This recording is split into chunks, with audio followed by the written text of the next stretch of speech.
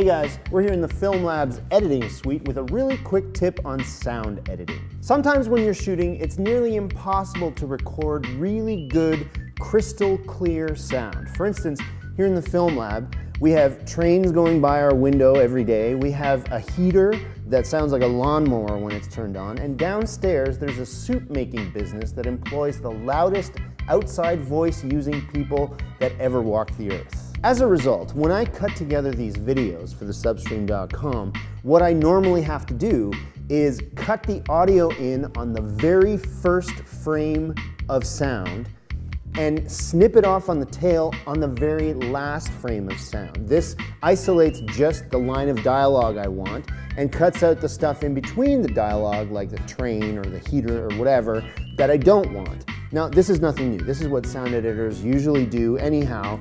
They isolate the sound that they want, manipulate it however they want. They put room tone underneath the whole thing, and you're none the wiser. Big deal. But one thing I've noticed when I cut sound this way is that when I cut on the first frame of dialogue, sometimes I'm actually cutting in the middle of a sound that I didn't even really realize was there when we were shooting, like it could be a train in the distance or something like that. I'm cutting that sound in half as I cut the line of dialogue in on the first frame, and that produces a clicking sound. It's almost unnoticeable, but when you cut enough audio, you start to pick up on these things and it drives you crazy. This is especially noticeable when I cut together Watch This Instead videos, which are pretty much all jump cuts, wall-to-wall jump cuts, audio butted up against other audio clips. The clicks that you hear on each of those cuts become way more obvious. And what's worse is they reveal your edit points, which may not do much to help you if you're trying to go for subtlety.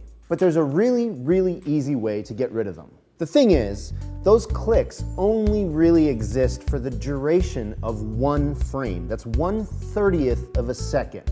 Not very much time at all. And if you delete that frame, yes, those clicks might disappear. But remember, you've cut in on the first frame of sound that you actually want. So you delete the first frame, you're probably gonna be left with a click as you cut in on the second frame of good sound.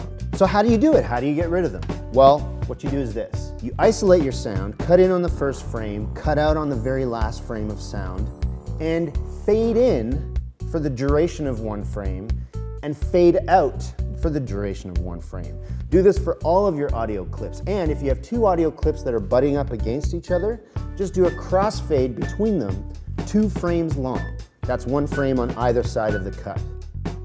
And that's it. That's all you need to do to get rid of the clicks. What you're left with is some smooth sounding, non-clicking audio that not only hides any unwanted sounds that you don't like the trains or the heater, but also they make your edit points way less obvious. It might take a little bit of extra work for you to go through your whole project and do this to each audio clip, but it's worth it, trust me. Do me a favor, send me any questions or concerns or suggestions for other post-production related Film Lab episodes, and maybe we'll take a look at them in the future. But for now, goodbye.